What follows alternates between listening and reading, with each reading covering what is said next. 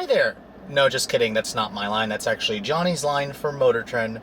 However, today I'm in beautiful Ojai, California, and I'm here because Toyota has flown me out to drive a bunch of their 2017 models. Now, the newest model in the lineup is this particular one that I'm showing you, the all-new 2017 Toyota Prius Prime. This is essentially the new version of the Prius plug-in hybrid, which was not sold in all 50 states, really wasn't all that competitive when you looked at the rest of the EV class. However, Toyota is promising this is the best Prius yet, so are they right? Well, let's take a look and find out.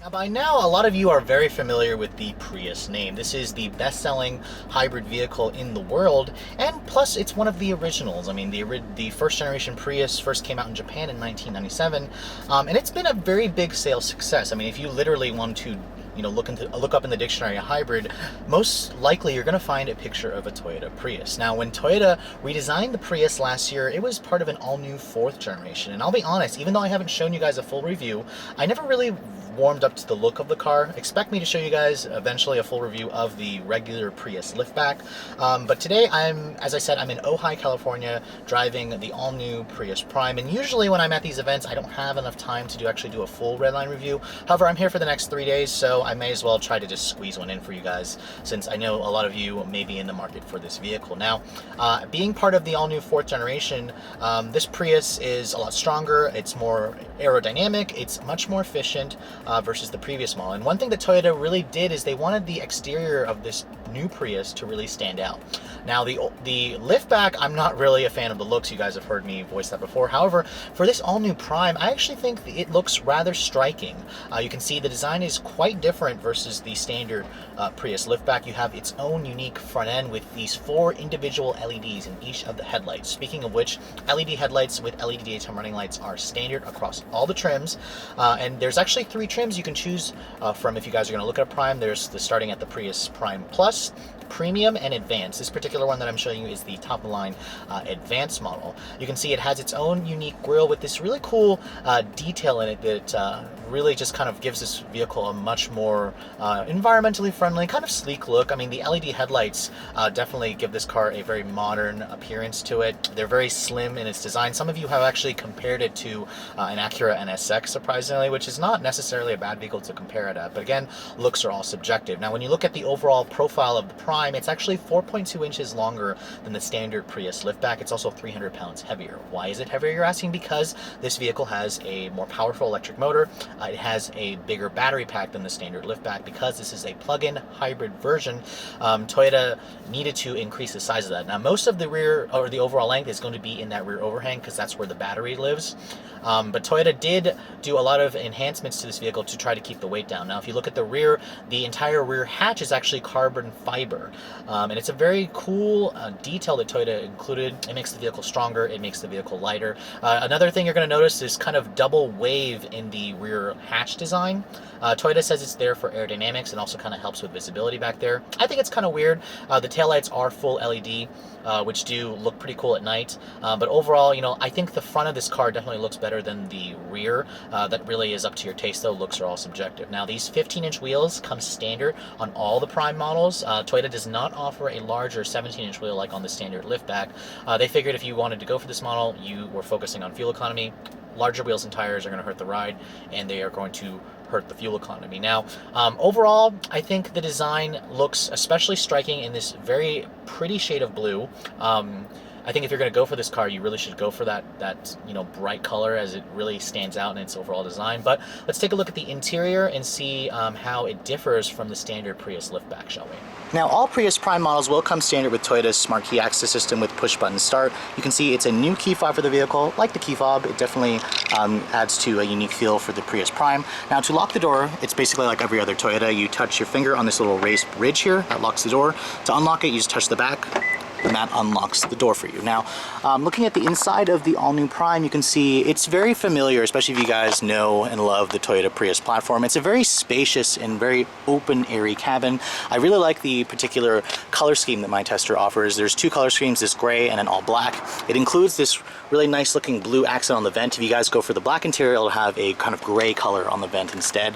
And it just contrasts really nicely with the overall design of the interior. Now, stepping inside, you can see it has a very easy step in height, and what you're going to see is a very low dash along with the traditional kind of eyebrow lip display that shows you all your information. And this is what's really going to wow you guys and stand out. This very large 11.6-inch Tesla-like screen. Now, you're going to get this screen on the premium models and up. Now, shutting the door, the door sounds very solid. This is an all-new platform, so I wouldn't expect less. To start the vehicle, all you have to do is put your foot on the brake and then push this blue power button to turn everything on.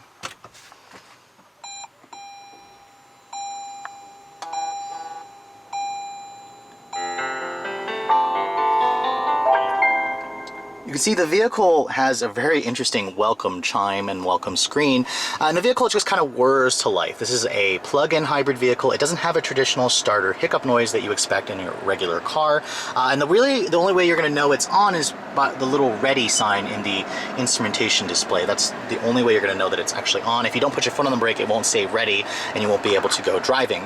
Now, looking at the interior at a glance, I'm actually really impressed with the overall quality in here. Priuses in general before, they had kind of cheap interiors, and you can see Toyota's really upped the quality. The dashboard is all actually soft touch with a very nice grain. It's soft touch on this upper part of the door panel as well. This part right here is also soft touch. It is leather padded right here where your elbows are going to rest, and then it's one touch automatic up, down, and up for all four. So again, very nice feature to have. Now, the steering wheel is, you know, the typical steering wheel that you get from a Prius. It actually has very nice leather, decent bolstering extension. I like the white, the white shiny trim or painted trim. It kind of actually reminds me a little bit of the first generation Chevrolet Volt, but you know, you're going to see your traditional buttons here, and the steering wheel just feels relatively good in your hands. Now, everything in here surprisingly fits very well, even though mine's like an early pre-production model. It just looks very upscale in here and very tech laden, and I think this is what hybrid buyers are definitely looking for, and Tesla is basically what started this trend. Now, speaking of which, this 11.6-inch LCD high definition display is the centerpiece here. This is the largest display that Toyota has ever put in one of their cars, and it definitely looks the part. Now, it is very bright out here in the desert, so one thing I'm noticing right away is the sun kind of will wash out. I have this screen in its brightest setting right now, but you can see the nav screen is just freaking huge. It's really, really imposing. However, this is Toyota's latest Entune system, so surprisingly, it's relatively easy to use. Now, you know, going to the home screen here, or the menu screen, you can see you can bring up all your different information. Navigation is actually standard on all the trims, but speaking of which, if you guys want this larger screen, you have to go for the premium and up models. My tester is an advanced. If you guys go for the plus, it has the smaller 7-inch screen that you get from the standard Prius. Now, you know, looking at the info button here, you can see, you know, if you wanted to go to your energy monitor, this is what you're very familiar with if you own a Prius. You can actually enlarge this if you'd like to have this larger. It'll take up the nav screen, and you can change the different views based on how you want, you know, the representation of the car. Pretty cool feature again, and then you can even show like your, you know, where it's taking most of the power from the climate, the engine, the battery. I mean, the level of customization here, this is almost like a tablet. It's basically a large computer that's in the center stack, and it's something that Tesla definitely started. You can see down here, this is the way the screen kind of always is. Your nav will always be on top. You can put your energy monitor here or something else. Your audio information will be down here, which you can pick from all your different sources, and then your climate information is right here, and you can, every time you touch this portion here, it'll enlarge a different area of the screen, whatever you decide to touch. Going to the home screen, we'll again bring this back. Menu, we'll pull this up, and the system itself, Toyota says, also works again like your tablet. You can kind of pinch, you can zoom, you can swipe, and the touch response is also very good. I wouldn't hesitate to say this is definitely one of the best in the business. This screen may be a little distracting at first, but I found you get used to it. There's a lot of buttons here on the steering wheel to help you with using the controls if you guys are driving. Now, one thing Toyota did get rid of is a volume and a tuning knob, unfortunately. You now have this little touchpad here for the volume as well as the climate. Surprisingly, it is just a single zone automatic climate control. I was surprised it's not a dual zone like some of its competitors may have, but the touch sensitive buttons, I'm not for sure I particularly like them, but the touch response, I'm glad to say, is pretty quick, and everything is nice and large, well labeled, so it does help you out when you guys are trying to navigate the screen. Now, when you put the vehicle into reverse, it does come standard with a backup camera on every model. That reverse noise is always on. That's the way it's been for every Prius. Surprisingly, there's no trajectory, just distance markers, and it has rear parking sensors on this advanced model. But I'm a little also shocked that the screen, the backup camera, only takes up this little top half. I kind of wish Toyota had expanded it to the bottom half as well, but again, it's a little minor gripe.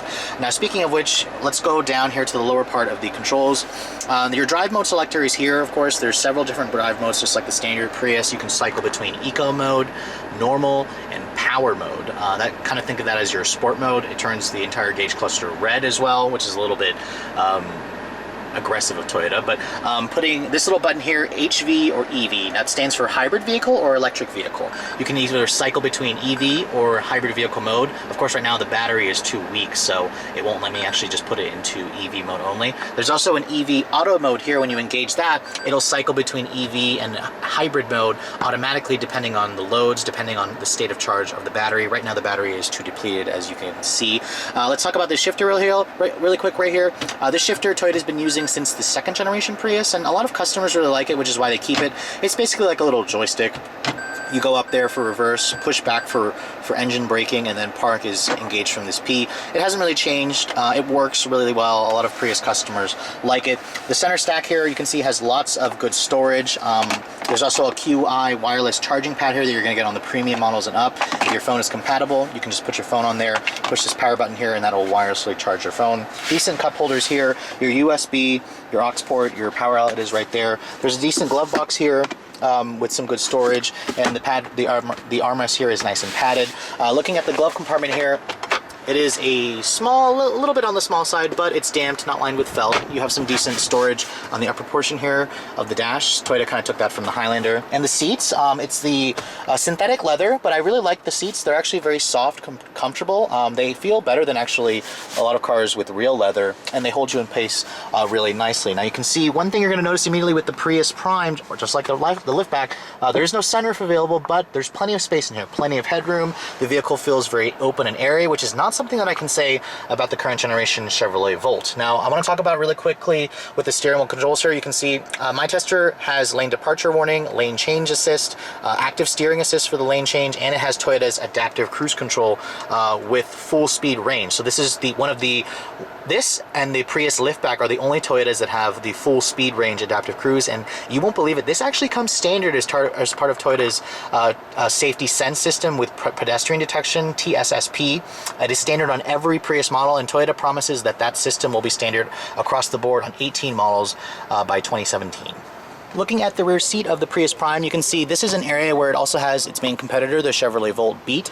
The back seat of the Prius has always been much roomier. You can see the floor is a lot lower, and the Prime is actually only a 4-seater. Toyota did that because they wanted you to have more comfort, and I'm imagining a lot of the batteries maybe underneath the seat as well, which is maybe taking up some space. But you can see, getting back here, the space is very, very nice. I mean, this is a really great vehicle for just 4 people to go on a long trip. You do have map pockets here, 2 of them. There's a power outlet there. No vents, surprisingly. I'm surprised Toyota didn't put any vents back there, but when you shut the door, the materials are solid. Again, it actually is hard touch plastic here, but it is more soft faux leather there.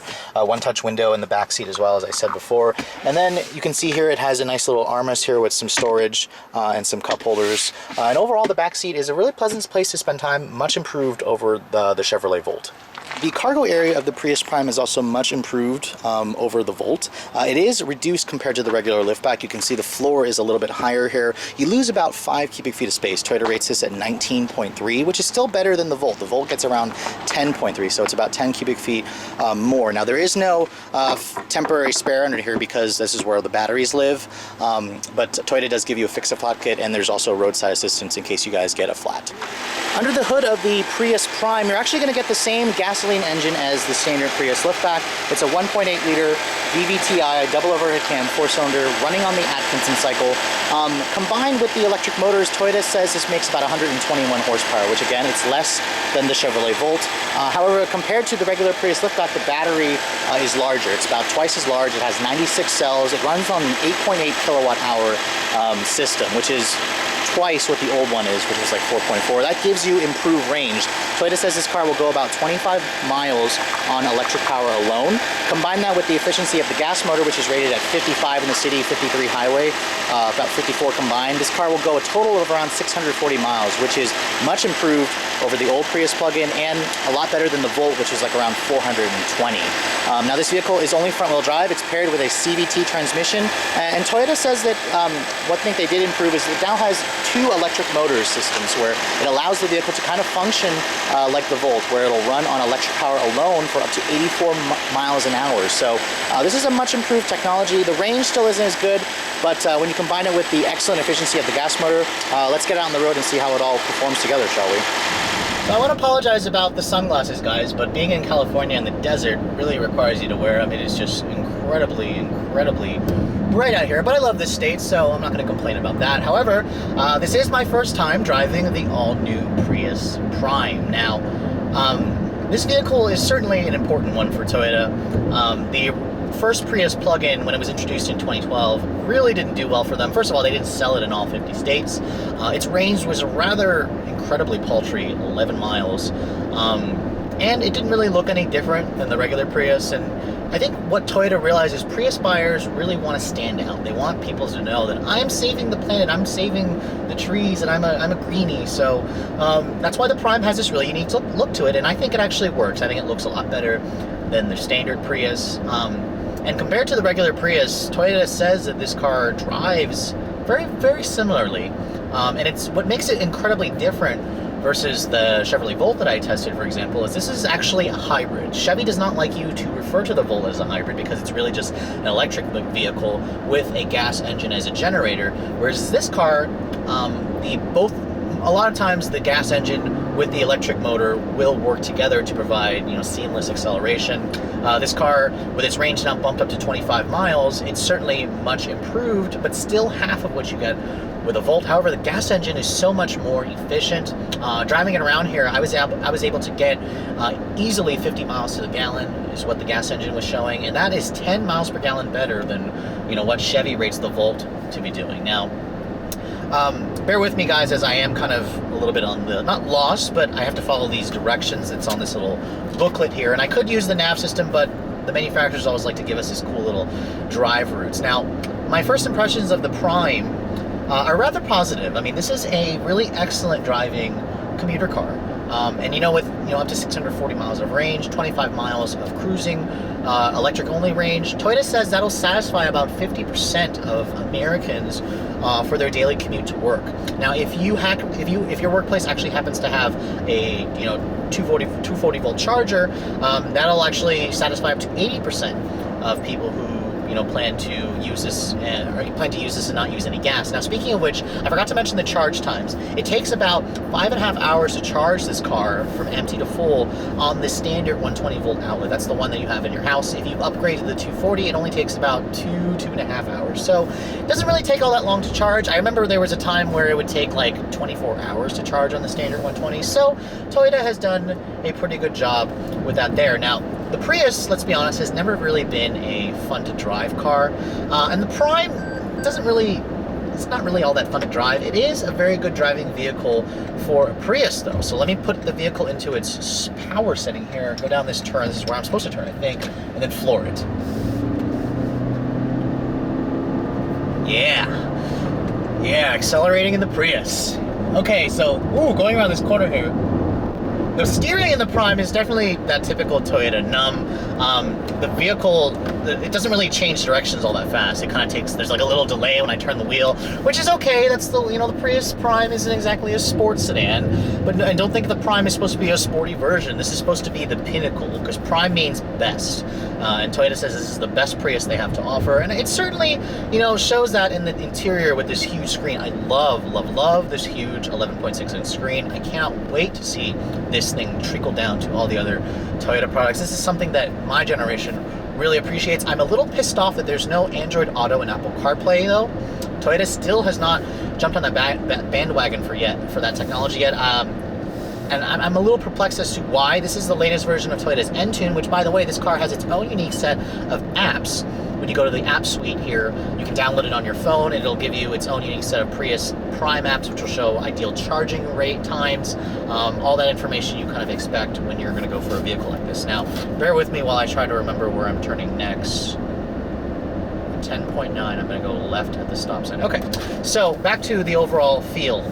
The driving dynamics. Now, first of all, the visibility in here is excellent. From the front, at least, the big side mirrors. My tester does have the blind spot monitor with their cross traffic alert. You get that on the advanced model. The hood is nice and low. You can't really tell, though, where the front of the vehicle is. It's something you have to get used to, but the dash is nice and low. And it is a little weird that there's no gauges right here, right front and center. You kind of have to focus your eyes to the right, which is the way the Prius has always been. Speaking of which, you can change that display here with this little controller here, which you can cycle between your driver assistance function, you can cycle between the energy monitor that you can get over here, your navigation function, your music. So this is a very elaborate system here, and it's very, very tech focused. So if you guys appreciate a lot of tech, you're gonna like actually what the Prius Prime has to offer. What I don't like about the visibility is out back. You can see it's got that stupid cutout there. And you actually have two different views. The lower portion out of it is tinted, so it looks a little different, and it contrasts really weirdly, along with that double wave with the upper portion of the glass. It's different. You have to get used to it, but you do have a really large blind spot there at the back, which is, I guess it's a good thing that my tester has the blind spot monitoring with rear cross traffic alert. Now, I want to test the acceleration really quickly again. Let me slow down here, and we're going to put it back into, we're going to leave it in its power mode here, and we're going to floor it. Oh yeah, neck snapping acceleration in the Prius. All right, it's getting up there. So the regular Prius liftback gets to 60 in like 11 seconds. This car feels like that. It's definitely not fast. The Volt would smoke this car because the Volt has a lot more power, so you're gonna get better acceleration. However, you get more range. I mean, this is not really slow. It's slow because I'm used to driving, you know, faster cars. If you're used to driving fast cars, this is going to be slow. However, if you're coming from like a Civic, Prius, or an Insight, or, you know, anything that's just kind of a regular commuter car, this is going to feel just fine. And one thing you always get with electric motors, there's plenty of torque. Anytime you just put your foot down, it has really good mid-range. It just surges forward, and the noise in here is also pretty good. Toyota's done a good job of isolating you from a lot of the noises. I mean, the windows are nice and thick. All I'm really hearing is some road noise. There's not much wind noise because this vehicle is extremely slippery. It's a 0.25 coefficient of drag. It's one of the reasons why it gets such good gas mileage.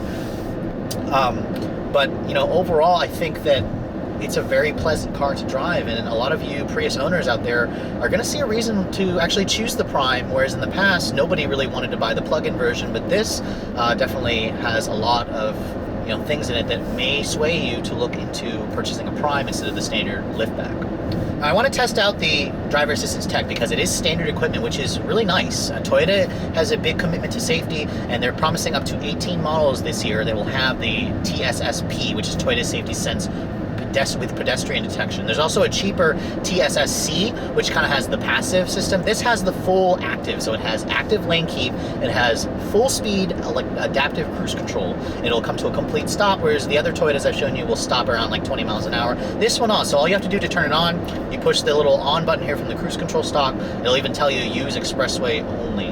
Okay. To set it, you just push this little stock down, that sets the cruise. You can press this button here to adjust the follow distance, and then this turns on your active lane departure system with steering assist. So I have it following this Lexus in front of me. I'm going to set the cruise a little higher in speed. You can see here, it's going to follow the car in front of you at a nice pace. This is the closest setting I have, and it leaves literally like 2 car lengths in front of you. So it's pretty conservative in its programming, and I'm going to let the car try to steer for me for a second. It's supposed to be able to steer, help. Well, you're not supposed to. This isn't autopilot, of course, guys. So it's gonna kind of just nudge its way, follow the lines there, but you're still required to steer. And if you veer over the lane, it literally beeps bloody murder to you, and it really won't steer you around gentle curves. But you can see here, it's following this Lexus pretty well, and the Lexus slowed down, and this vehicle is also slowing down. So this car has, you know, that full suite of driver assistance tech. In terms of tech, this car is a winner for me. Large screen here, standard, you know, adaptive cruise control with the lane keep assist. Really, it's just missing Android Auto and Apple CarPlay, and it would be perfect for me in terms of the technology for this new Prius Prime. So I want to take it out of its power setting here, and I want to put it into eco mode. Unfortunately, right now the battery is too depleted because it's 104 degrees outside, and I have been kind of flooring it to actually put it into just EV only mode. But this car will travel up to 84 miles an hour on pure electric only. And one of the things that Toyota did improve with the Prime, because it has 2 electric motors now, this vehicle will accelerate on its own without the gas engine coming on if you have enough juice. Whereas in the past, that's the lane departure warning, ignore that. Whereas in the past, if you guys wanted to floor it, every time you floored it, the gas engine would always kick in. This car, if you have enough charge, and when you floor it, the gas engine will not come on. You won't hear its whining in the background with the CVT, making it even louder. It's kind of like the Chevrolet Volt, whereas the Volt, when you floor it, it will stay in electric power alone. So the Prius kind of has that function as well, and it's one of the reasons why, you know, Toyota is really proud of what they've done with this all-new Prime. Now, I want to talk about the ride quality really quick. The ride quality in here is a little bit on the floaty side. It is rather settled though. It's not really floaty in a way that's going to make me sick, but it's definitely soft. It's a very controlled ride though.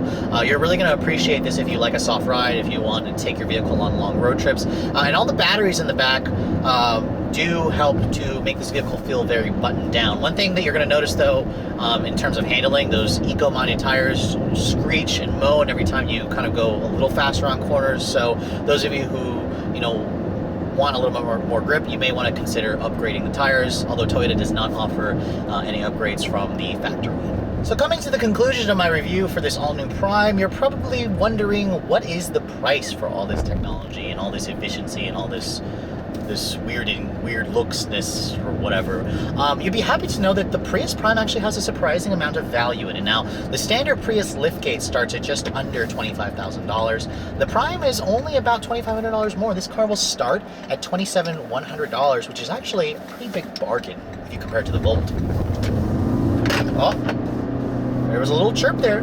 Prime will spin its tires if you guys want to floor it into turns, but if you guys want the regular plus, the base model, that's around $27,100. If you guys upgrade to the premium, that's how you get the bigger screen here and the QA wireless charging. It'll cost you about $2,000 more, $1,000 more, about $28,100. So honestly, you guys need to at least go for the premium because this huge screen is amazing. I mean, I would definitely go for this huge screen.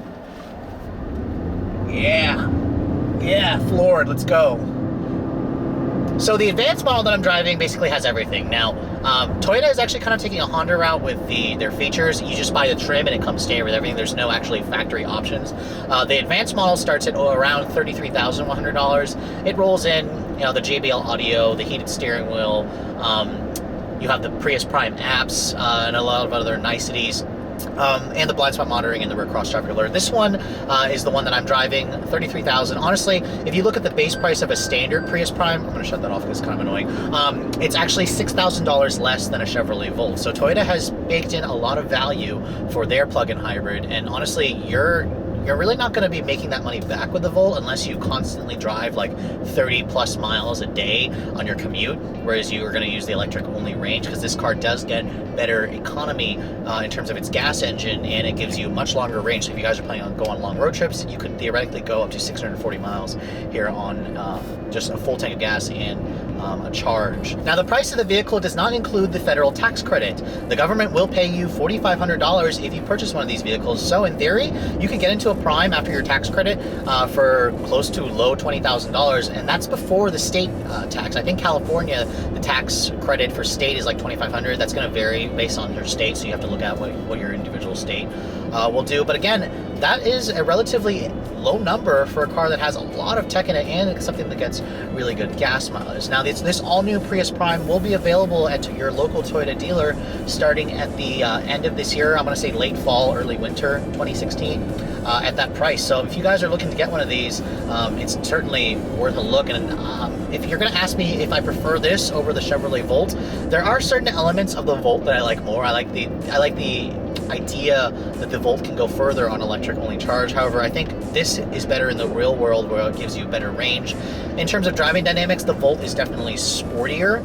The Toyota is a little bit more relaxed, but a lot of Americans, I believe, are going to appreciate the more spacious cabin along with more cargo capacity. And in terms of the looks, I think the Chevy looks better, but again, looks are all subjective, so nobody really buys these cars for, you know, their beautiful styling. But anyways, I hope you guys have enjoyed my full overview of this 2017 Toyota Prius Prime. If you're looking to see the latest cars I'm testing, make sure you follow me on Instagram, like us on Facebook, and as always, guys, keep subscribed to the Redline Reviews YouTube channel for all the latest reviews. Thanks so much for watching, guys. I'll catch you all in the next video.